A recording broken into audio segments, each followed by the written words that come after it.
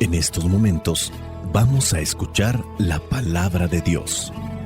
Dispón tu corazón para que el mensaje llegue hasta lo más profundo de tu ser.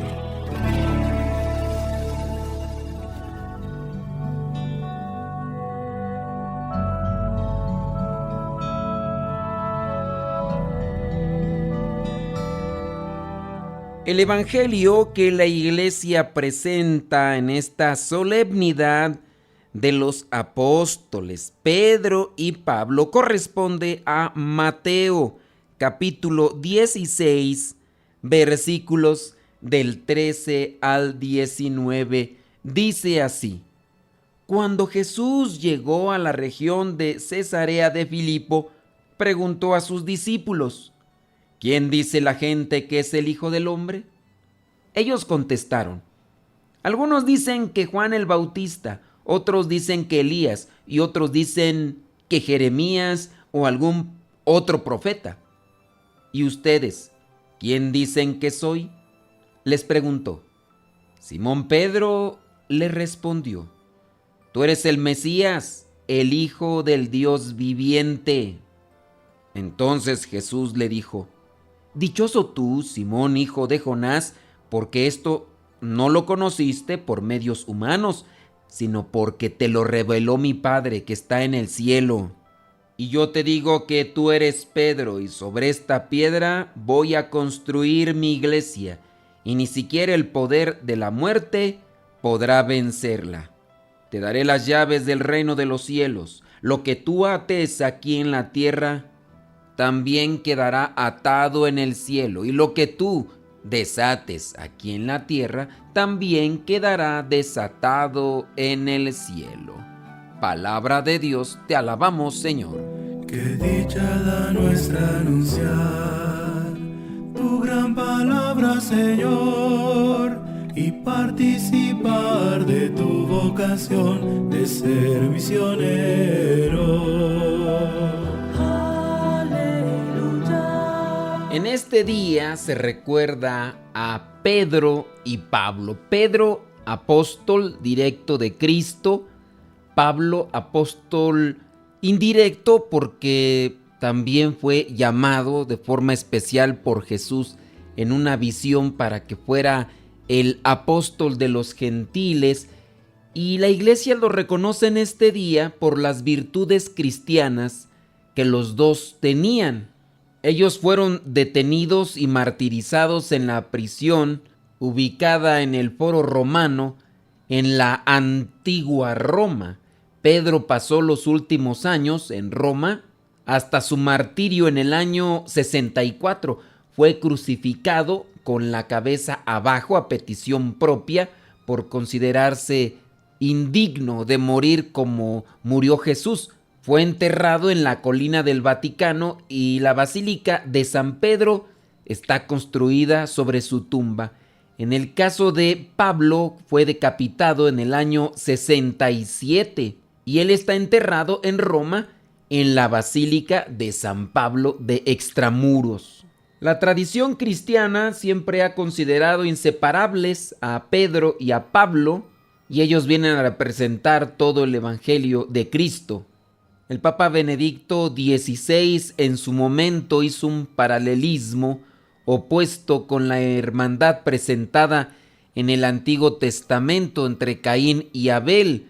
Fue lo que dijo el Papa Benedicto XVI, que mientras que la primera pareja bíblica de hermanos nos muestran el efecto del pecado con el cual Caín mata a Abel, Pedro y Pablo, aunque humanamente muy diferentes el uno del otro, y a pesar de que no faltaron conflictos en su relación, y ahí la Biblia los presenta, han constituido un modo de ser hermanos, viviendo según el Evangelio, teniendo un modo auténtico hecho posible gracias al Evangelio, que llevaron a la práctica y que buscaron siempre vivir mientras anunciaban la palabra. Ahora nosotros vayamos a lo que es la reflexión que quiero compartir con respecto a este evangelio. En este evangelio, Mateo comienza a hacer un desglose de lo que vendría a ser esa pregunta: que hace Jesús, no porque no conozca lo que son los pensamientos de sus discípulos y apóstoles. Ciertamente a nosotros nos hace falta expresarnos con respecto a cierto tipo de temas, porque así es como nos conocemos. En muchos casos, cuando yo dejo que una persona hable de ciertos temas que me quiere compartir, la misma persona se va dando cuenta de lo que piensa en realidad, porque una cosa es pensar, no compartir, no decir, y otra cosa ya es escribir lo pensado o hablar lo pensado. No sé si te ha tocado que de repente estás expresando ya de forma verbal aquellas cosas de las que pensaste y te estás dando cuenta de algo que con el solo hecho de pensar no lo habías analizado. Ahí te descubres tú. Jesús hace esta pregunta: ¿quién dice la gente que es el Hijo del Hombre? Y ya ellos comienzan a decir que Juan el Bautista, que la gente dice que es Elías, otros dicen que es Jeremías o algún otro profeta. Y ahora viene la pregunta de Jesús directa. Bueno, eso es lo que dice la gente, pero ¿qué dicen ustedes de mí? ¿Quién dicen que soy ustedes? Y ahí nos falta evaluación, siempre considerar las cosas en primera persona. El primero y el único que responde en este pasaje es Pedro. Viene a decir: tú eres el Mesías, el Hijo del Dios viviente. Si analizamos los capítulos anteriores a este capítulo 16, encontramos que en el capítulo 14 ya eso se había mencionado. No es la primera vez que lo mencionan. En el capítulo 14 es cuando Jesús camina sobre las aguas y también todo el acontecimiento que se dio con aquella tempestad. Verdaderamente tú eres el Hijo de Dios. ¿Han visto de qué manera controla también a la naturaleza? Entonces, Pedro aquí en realidad ya viene a dar una resonancia. Quizá en aquel momento, por el acontecimiento que se había dado, los había llevado a dar esa respuesta. Después de analizarlo, ahora Pedro lo viene ya a decir más convencido: tú eres el Mesías, el Hijo del Dios viviente. La reflexión que se hace también viene de la inspiración de Dios, y por eso aquí Jesús viene a decirle a Pedro: dichoso tú, Simón, hijo de Jonás, porque esto no lo conociste por medios humanos, sino que te lo reveló mi Padre que está en el cielo. La experiencia, el conocimiento nos puede llevar a determinar ciertas cosas en correspondencia a lo material o a lo humano, pero viene también la cuestión espiritual o divina, y es ahí cuando Dios también se revela, Dios se manifiesta. Jesús proclama dichoso a Pedro porque ha recibido esa revelación, y esa revelación ciertamente se puede dar, pero a veces nosotros no contamos con aquellos elementos que son propios para poder entender la revelación y manifestarla, como en este caso.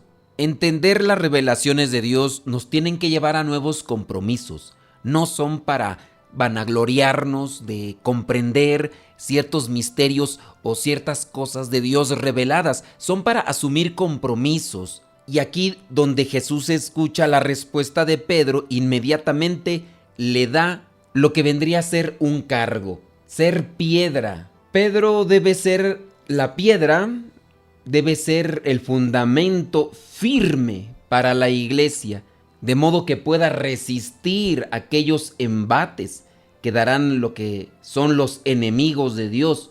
Con estas palabras de Jesús a Pedro, Mateo, a quien se está dirigiendo en este caso judíos conversos, los animaba. Así, lo que vendrían a ser aquellas comunidades que dependían en este caso de los apóstoles, podríamos mencionar por ejemplo la comunidad de Siria y Palestina. Ellas cultivaban su relación, en este caso con la persona de Pedro. La comunidad de Grecia cultivaban su comunidad con la persona de Pablo. Algunas comunidades de Asia con la persona del discípulo amado, en este caso Juan. Entender desde lo que vendría a ser una situación de institución, sabemos que con la piedra comienza la edificación de algo. no es reacomodar, es construir. Y se necesita, también con base a la enseñanza de Jesús, construir sobre la roca. Porque si no se construye sobre la roca, viene la tempestad, viene la subida del agua y aquello se acaba. Otro aspecto interesante es el de la palabra llaves, porque el otorgar las llaves del reino para atar y desatar también da potestad, da autoridad, él tiene el control. El hecho es que en los años 80 y 90, allá en la Siria, existían muchas tensiones entre las comunidades y también divisiones en las familias por causa de lo que era el mensaje.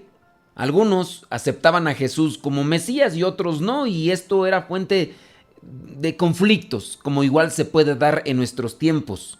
Mateo aquí con esto insiste en la reconciliación, y yo pienso que la reconciliación era y seguirá siendo uno de los más importantes compromisos o deberes de aquellos que sean coordinadores de comunidades, incluso hasta dentro de la misma familia, como también un grupo donde se generan conflictos.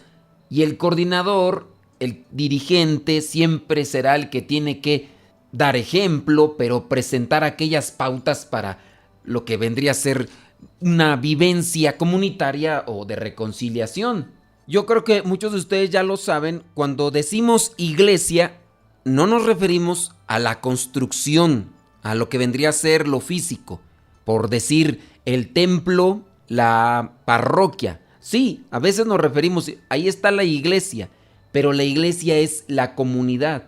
Fíjense un dato curioso, en el Nuevo Testamento solamente 3 veces la palabra eclesia en griego aparece en los evangelios, y esto solamente en el evangelio de Mateo. En los otros evangelios no aparece la palabra eclesia, y de hecho en todo el Nuevo Testamento aparece 105 veces, pero aparece en las cartas de los apóstoles, incluyendo también obviamente la de San Pablo, que se considera un apóstol de Cristo. Pero en los evangelios y solamente en el de Mateo aparecen 3 veces. La palabra eclesia significa asamblea convocada o asamblea elegida, grupo de gente, porque esa palabra pues indica al pueblo que se reúne convocado por la palabra de Dios y que se esfuerza por vivir el mensaje del reino que Jesús nos ha traído y que nos comparte. La iglesia, o en el término real, la comunidad, no es el reino, sino un instrumento y una señal del reino, donde se debe de manifestar el reino. El reino, en el caso de Cristo, es más grande. En la iglesia, en la comunidad, debe o debería aparecer a los ojos de todos lo que sucede, los frutos de cuando un grupo humano deja a Dios reinar y tomar posesión de su vida. Con base a esto podríamos terminar con algo práctico y concreto en relación a este evangelio. Nosotros vamos a decirle a los demás quién es Cristo en nuestras vidas, quién es Cristo conforme a nuestra manera de vivir. Ya no es que nos pregunten, oye, ¿tú qué religión tienes? O en su caso, si quieres más popular, ¿qué tipo de creencia tú tienes o en qué crees? Si nosotros nos esforzamos en vivir el evangelio, las demás personas podrían darse cuenta que vivimos tras las huellas y la enseñanza de Cristo por nuestra manera de comportarnos. Y así, sin necesidad de preguntarnos, podrían decir, es un cristiano, porque si conocen el evangelio, podrían distinguir a uno de los seguidores del evangelio. Pero también hay que corregir, ciertamente, porque dentro de cualquier tipo de práctica se da el fanatismo. Se da el fanatismo en el deporte, se da el fanatismo en la política y obviamente en la religión. Hay personas que no viven el evangelio, sino que son muy radicales, incluso hasta escrupulosas, y a veces piensan que en la medida que vivan de esa manera el evangelio, tendrán mayor oportunidad de gozar de la presencia de Dios. pero tendríamos que analizar cada caso en particular. No podemos generalizar y decir muchos o pocos, porque ciertamente no tenemos estadísticas. Pero si analizamos de manera concreta con las personas que tenemos a nuestro lado, dependiendo en qué circunstancia estemos viviendo. Habrá lugares muy piadosos, muy religiosos, donde se vive en la caridad y en el amor, y habrá lugares totalmente contrarios. Ojalá que nosotros seamos parte de la construcción de esta iglesia conforme a lo que es el mensaje del reino y no crear tantas divisiones, ya que así no es como se construye la iglesia. La iglesia se construye en unidad, viviendo siempre apegados a ese mensaje que nos dejó Jesús y que está ahí plasmado conforme a la experiencia de muchos de los seguidores cercanos de Jesús. Y ahora nosotros estamos llamados a convertirnos también en algunos de ellos. Así como en su caso fue Pedro o también fue Pablo. Que la gente pueda identificarnos, pero también que puedan animarse para convertirse de ahora en adelante en aquellos que buscan vivir a semejanza de Jesús. La bendición de Dios Todopoderoso, Padre, Hijo y Espíritu Santo, descienda sobre cada uno de ustedes y les acompañe siempre. Vayamos a vivir la palabra. Lámpara es tu palabra para mis pasos, luz en mi sendero. Lámpara es tu palabra para mis pasos, luz en mi sendero. Luz, tu palabra es la luz. Luz, tu palabra es la luz. Yo guardaré tus justos mandamientos. Señor, dame vida según tu promesa.